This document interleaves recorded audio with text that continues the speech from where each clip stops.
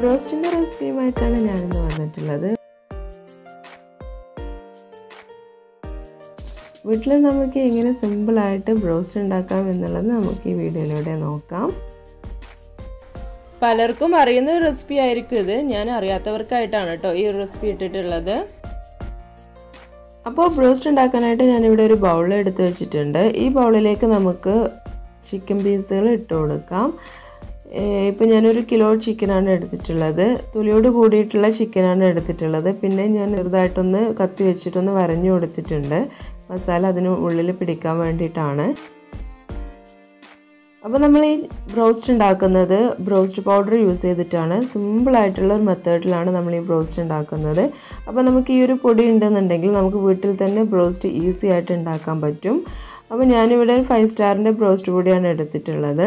ഇതിൽ 2 പാക്കറ്റാണ് ഉണ്ടാവുക. ഒരു പാക്കറ്റിൽ നമുക്കിത് ഒന്ന് വെള്ളത്തിൽ ഒന്ന് കുറച്ച് നേരം ഇട്ട് വെക്കണം, അതിന് ഉള്ള പൊടിയും. പിന്നെ രണ്ടാമതായിട്ട് നമ്മൾ ബ്രോസ്റ്റ് പൊടിയാണ് ഉള്ളത്.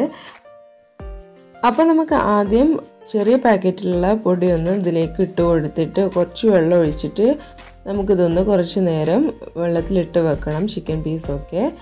അപ്പോൾ നമുക്ക് ആദ്യം അതിനായിട്ട് കുറച്ച് വെള്ളം ബൗളിലേക്ക് ഒഴിച്ചു കൊടുക്കാം. ബൗളിൽ വെള്ളം ഒഴിക്കുന്ന സമയത്ത് ശ്രദ്ധിക്കണം, ചിക്കനും വെള്ളവും ഒരേ ഒരു അളവിലായിരിക്കണം എടുക്കേണ്ടത്. ചിക്കൻ്റെ ഒപ്പം വെള്ളം നിൽക്കണം, ആ ഒരു രീതിയിലാണ് വേണ്ടത്. ഇനി നമുക്കിതിലേക്ക് ഈ പൊടിയൊന്ന് ഇട്ട് കൊടുക്കാം. എന്നിട്ട് നമുക്കിതൊന്ന് ഉപ്പ് ആവശ്യത്തിനുണ്ടോ എന്ന് നോക്കാം. ഇല്ല എന്നുണ്ടെങ്കിൽ കുറച്ച് ഉപ്പ് ആഡ് ചെയ്ത് കൊടുക്കാം. പിന്നെ ഞാനിതിലേക്ക് ഒരു 1/2 ടീസ്പൂൺ വിനാഗിരി കൂടി ഒഴിക്കുന്നുണ്ട്. ഇനി നമുക്കിത് നന്നായിട്ടൊന്ന് മിക്സ് ചെയ്തെടുക്കാം. എന്നിട്ട് കുറച്ച് നേരം ഒന്ന് റെസ്റ്റ് ചെയ്യാൻ വേണ്ടിയിട്ട് വെക്കാം.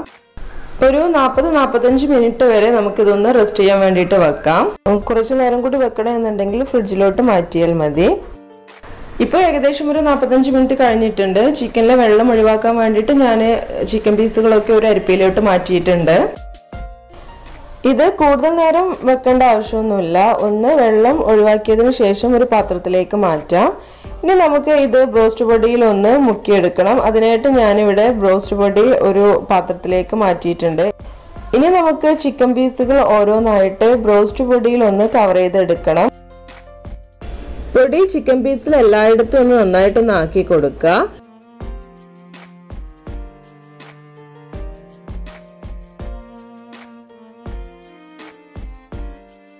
ഇപ്പോൾ എല്ലാ ചിക്കൻ പീസുകളും ബ്രോസ്റ്റ് പൊടിയിൽ നന്നായിട്ടൊന്ന് കവർ ചെയ്തെടുത്തിട്ടുണ്ട്. ഇനി നമുക്ക് ഇതൊരു 20-25 മിനിറ്റോളം ഒന്ന് റെസ്റ്റ് ചെയ്യാൻ വേണ്ടിയിട്ട് മാറ്റി വെക്കാം. ഇപ്പോൾ നമ്മുടെ ബ്രോസ്റ്റിനുള്ള ചിക്കൻ പീസുകളൊക്കെ റെഡി ആയിട്ടുണ്ട്.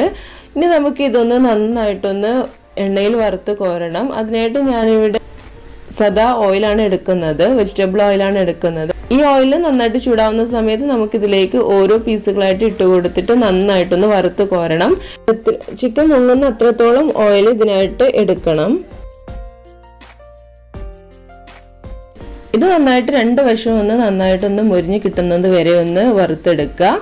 ഇപ്പോൾ നമ്മുടെ ബ്രോസ്റ്റ് ഇവിടെ ഏകദേശം റെഡി ആയിട്ടുണ്ട്. ഇനി ഇത് നമുക്ക് എണ്ണയിൽ നിന്നും മാറ്റിയിട്ട് ഒരു പ്ലേറ്റിലേക്ക് മാറ്റാം.